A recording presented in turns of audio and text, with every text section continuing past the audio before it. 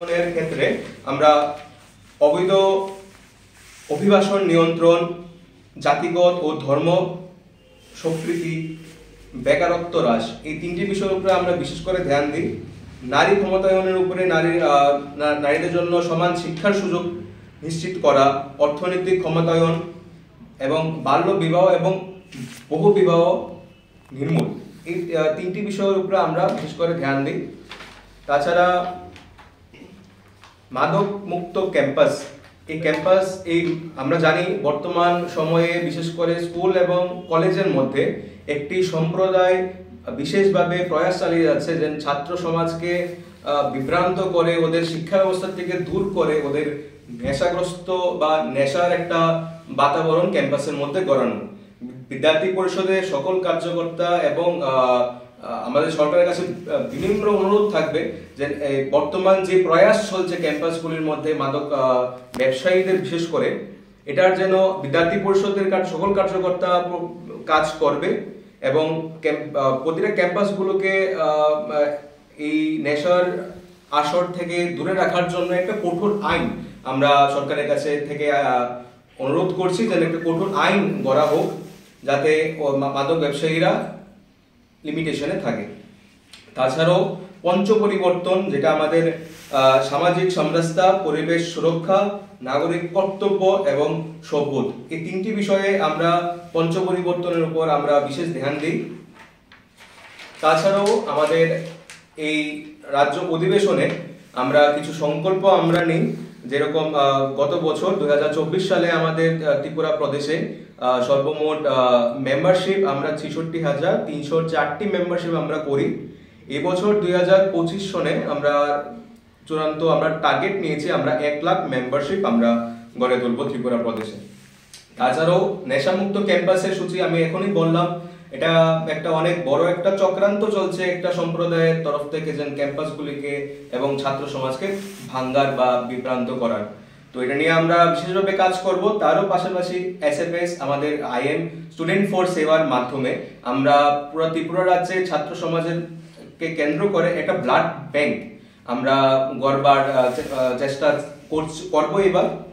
Student for ডেভেলপমেন্টের মাধ্যমে আমরা তয় করেছি আমরা পুরো রাজ্য জুড়ে একদিন, সপ্তাহে একদিন ছাত্রছাত্রীদের নিয়ে সমাজে এবং ক্যাম্পাসে আমরা সাফাই অভিযান আমরা করব। তারও পাশাপাশি খেলো ভারত আমাদের আইএম এর মাধ্যমে আমরা প্রতিটা ক্যাম্পাসে এবং ছাত্র সমাজে আমরা একটা খেলো ভারতের অ্যাক্টিভিটিস আমরা চালিয়ে যাব। তো এই বেসিক্যালি আমাদের এই রাজ্য অধিবেশনের আমাদের এই সংকল্প। আর আমরা প্রয়াস করব বিদ্যার্থী পরিষদের সকল কার্যকর্তা কাঁধে কাঁধ রেখে আমরা 1 বছর এই কাজ করব। আর যে প্রস্তাবগুলি আছে বিশেষ করে আমরা সেই প্রস্তাবগুলিকে নিয়েও সরকারের কাছে আমাদের আবেদন থাকবে পুরো বছরব্যাপী। তাছাড়াও বিদ্যার্থী পরিষদের প্রতিটা কার্যকর্তা বছরব্যাপী ক্যাম্পাসে কাজ করে। তো আমরা এই আশা রাখছি। ধন্যবাদ। এই কমিটি কত বছরের জন্য গঠন করা হয়? কমিটি আমাদের প্রতি বছরই নির্বাচিত করা হয়। গত বছর 2023-24 কমিটি আমরা আমাদের যে ইউনিট মানে অফিস বেয়ার্স থাকে এটা আমরা 1 বছরের জন্যই করি। আর 2025 ডিসেম্বর পর্যন্ত আবার রাজ্য অধিবেশন বা রাষ্ট্রীয় অধিবেশনে সেই পর্যন্ত এই অফিস বেয়ার্স নির্ধারিত থাকবে, কাজ করবে। অখিল ভারত বিদ্যার্থী পরিষদ ত্রিপুরা প্রদেশের আজকের এই সাংবাদিক সম্মেলনে উপস্থিত সকল সাংবাদিক দলের অসংখ্য ধন্যবাদ এখানে উপস্থিত থাকার জন্য।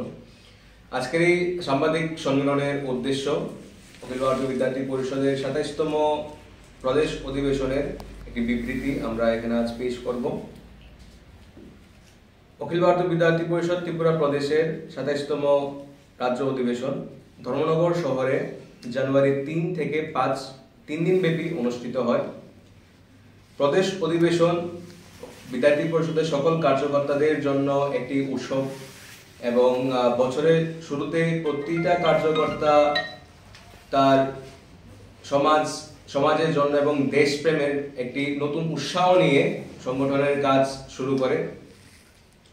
আমাদের এই রাজ্য অধিবেশনে ত্রিপুরা রাজ্যের 8টি জেলা থেকে এবং বিদ্যার্থী পরিষদের 37টি ইউনিট থেকে এবং 15টি কলেজ এবং ইউনিভার্সিটি ইনস্টিটিউট থেকে ছাত্র কার্যকর্তা 331, ছাত্রী 156 এবং শিক্ষক এবং অধ্যাপকগণ 41 জন, মোট 568 জন কার্যকর্তা বিদ্যার্থী পরিষদের এই 3 দিন ব্যাপী রাজ্য সম্মেলনে অংশগ্রহণ করেন। আমাদের প্রদেশ অধিবেশনের মূল অতিথিরা ছিলেন বিদ্যার্থী পরিষদের রাষ্ট্রীয় সহসভাপতি স্যার মন্দার ভানুসে, উপস্থিত ছিলেন রাষ্ট্রীয় মন্ত্রী কমলেশ সিংজি, উত্তর পূর্বাঞ্চলের ক্ষেত্রীয় সংগঠন মন্ত্রী শ্রী কমল নয়নজি, উপস্থিত ছিলেন প্রদেশ সভাপতি দেবরাজ পানিগ্রাহী স্যার, উপস্থিত ছিলেন প্রদেশ সংগঠন মন্ত্রী শ্রী শুভম শ্রীবাস্তবজি। তাছাড়াও আমাদের এইবারের প্রদেশ অধিবেশনে মূল যে অতিথি ছিলেন তিনি ছিলেন ত্রিপুরার মহামান্য রাজ্যপাল শ্রী ইন্দ্রসেনা রেড্ডি নাল্লুজি এবং উপস্থিত ছিলেন বিধানসভার অধ্যক্ষ স্পিকার শ্রী বিশ্ববন্ধু সেন মহোদয়। আমাদের এই 3 দিন ব্যাপী অধিবেশনে প্রথম দিনে আমাদের প্রথম সত্রে আমাদের 2023 এবং 24 বর্ষের যে কার্যকরণী আমাদের ছিল সেই কার্যকরণীর বিরাম ঘটিয়ে 2024 এবং 25-এর নতুন প্রদেশের কার্যকরণী ঘোষণা হয়, যেখানে ডক্টর দেবরাজ পানিগ্রাহী স্যার আবার পুনর্নির্বাচিত হয় প্রদেশ সভাপতির নিয়ে এবং প্রদেশ সম্পাদক হিসেবে আমি শ্রী গৌরব দাস নবনিযুক্ত হই। প্রথম দিনের দ্বিতীয় সত্রে মহামান্য রাজ্যপাল মহোদয়ের হাত ধরে আমাদের অধিবেশনের শুভ সূচনা ঘটে এবং উপস্থিত ছিলেন অধ্যক্ষ বিশ্ববন্ধু সেন মহোদয়। আমাদের অধিবেশনের দ্বিতীয় দিনে আমরা কার্যকর্তার নির্মাণ প্রক্রিয়ার উপর আমরা দৃষ্টি রাখি এবং সেটা নিয়ে একটা সত্র অনুষ্ঠিত হয়। তারপর ধর্মনগর শহরে আমাদের অধিবেশনের দ্বিতীয় দিনের দ্বিতীয় সত্রে ধর্মনগর শহরে একটি সুবিশাল ছাত্র র্যালি আমাদের কার্যকর্তাদের নিয়ে এবং ধর্মনগরের কার্যকর্তাদের নিয়ে প্রায় 1000 সংখ্যক ছাত্রছাত্রী নিয়ে আমরা একটি র্যালি আমরা অনুষ্ঠিত করি। অধিবেশনের তৃতীয় দিনে আমাদের প্রথম সত্রে বিমর্ষ নিয়ে আমরা আলোচনা করি এবং আমাদের তৃতীয় দিনের তৃতীয় সত্রে আমরা বিদ্যার্থী পরিষদের সকল কার্যকর্তা এবং প্রফেসর থেকে 5টি প্রস্তাব আমরা গৃহীত করি। প্রস্তাব মিন্স রেজলিউশন। আমরা প্রত্যেক বছর আমাদের রাষ্ট্রীয় অধিবেশন বা প্রদেশ অধিবেশনে আমরা কিছু প্রস্তাব আমরা গৃহীত করি এবং রাজ্য সভাপতি দ্বারা এটা পারিত করি যে বিদ্যার্থী পরিষদ পুরো দেশব্যাপী পুরো রাজ্যব্যাপী আমরা সেই কিছু প্রস্তাবগুলিকে নিয়ে আমরা বিশেষ ধ্যান দিই। এবারে প্রস্তাবগুলির মধ্যে আমাদের ছিল শিক্ষা ব্যবস্থা, সামাজিক উন্নয়ন, নারী ক্ষমতায়ন, মাদক মুক্ত ক্যাম্পাস এবং পঞ্চ পরিবর্তন। এই 5টি বিষয়ে আমরা বিদ্যার্থী পরিষদ ত্রিপুরা প্রদেশে প্রতিটা কার্যকর্তা বছরব্যাপী আমরা কাজ করব। সমাজে এই 5টি বিষয় যাতে আরো উন্নতি ঘটে এটা আমাদের রাজ্য সরকারের কাছে আবেদন থাকবে।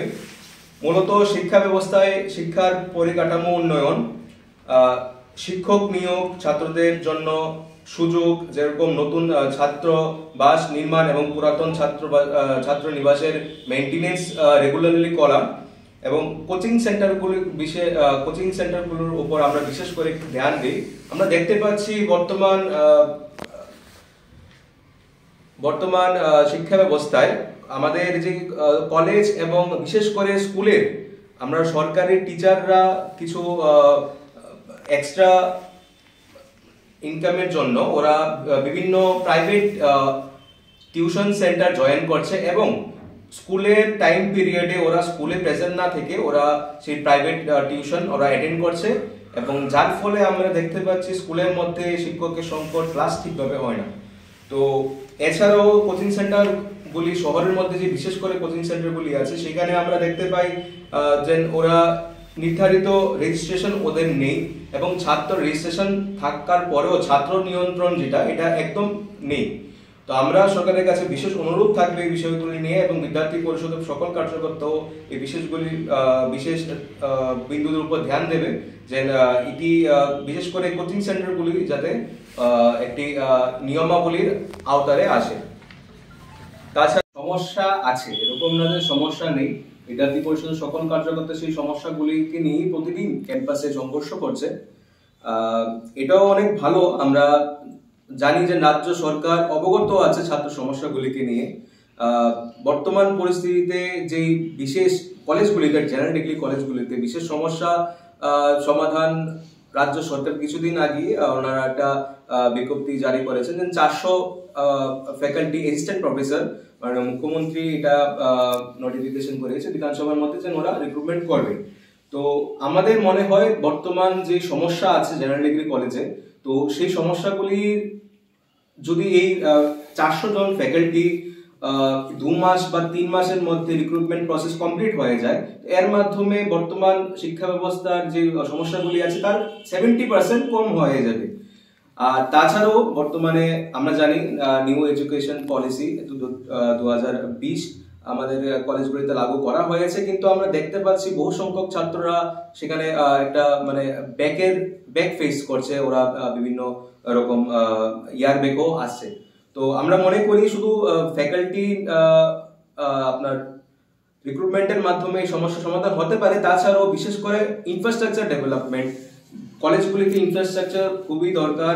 বিদ্যার্থী পরিষদ সকল কার্যকর্তা প্রতিদিন কোনো না কোনো কলেজে এই ডিমান্ড বা এই আন্দোলন চালিয়ে যাচ্ছে আপনার ইনফ্রাস্ট্রাকচারের জন্য। ইনফ্রাস্ট্রাকচারে কিছু ঘাটতি রয়েছে, আর নিউ এডুকেশন পলিসির যে মূল সেটা আপনার অ্যাকোমোডেশন আর এই ইনফ্রাস্ট্রাকচারের মাধ্যমে বাকিটা সম্পূর্ণ হবে, এবং আমরা আশা করছি রাজ্য সরকার এনএপি কে নিয়ে আরো সিনসিয়ারলি হবে। তাছাড়াও আমরা দেখতে পাচ্ছি যে স্কুলে আমাদের বিদ্যাজ্যোতি চলছে, বিদ্যাজ্যোতি একটা পলিসি লাগু হচ্ছে, কিন্তু আমরা দেখতে পাচ্ছি সেখানে বহু সংখ্যক ছাত্রছাত্রীরা বিগত 6 মাস ধরে আমরা একটা গ্রাউন্ড রিপোর্ট আমরা পেশ করতে চাইছি, আর আমরা অনেক তাড়াতাড়ি আমরা একটা রিপোর্টটা পেশ করে আমরা মুখ্যমন্ত্রী মহোদয়ের কাছে, মাননীয় শিক্ষামন্ত্রীর কাছে আমরা একটি কনফারেন্সে যাব। কিন্তু বর্তমানে দেখতে পাচ্ছি যে বিদ্যাজ্যোতির স্কুলগুলির মধ্যে বহু সংখ্যক ছাত্ররা আপনার সেই বিদ্যালয় থেকে যে টিবিএসসি বোর্ডে আমাদের বাঙালি মিডিয়াম স্কুলগুলি আছে সেখানে লোড বেশি পড়ে যাচ্ছে, এবং বিদ্যাজ্যোতি স্কুলটি খালি পথে। এটা একটা জেনুইন একটা সমস্যা, বিদ্যার্থী পরিষদ অবগত আছে। তো এটার মধ্যে আমার মনে হয় গার্জিয়ানের ভূমিকাও অনেকটা গুরুত্বপূর্ণ, কারণ ভালো কিছু একটা অ্যাডাপ্ট করতে গেলে একটু সমস্যা ঠিকই হবে, কিন্তু বর্তমান ব্যবস্থা, আমরা যে ব্যবস্থাগুলি আছে প্রতিটা স্কুলে, সেই ব্যবস্থা এই সমস্যার সম্মুখীন করতে পারবে, কিন্তু গার্জিয়ানদের একটু অ্যাওয়্যার থাকতে হবে যে তার বাচ্চাকে একটা লিমিটেশনের উপর নিয়ে যাওয়া এবং ওদেরকে সেই শিক্ষা ব্যবস্থায় অ্যাডজাস্ট করা। ধন্যবাদ।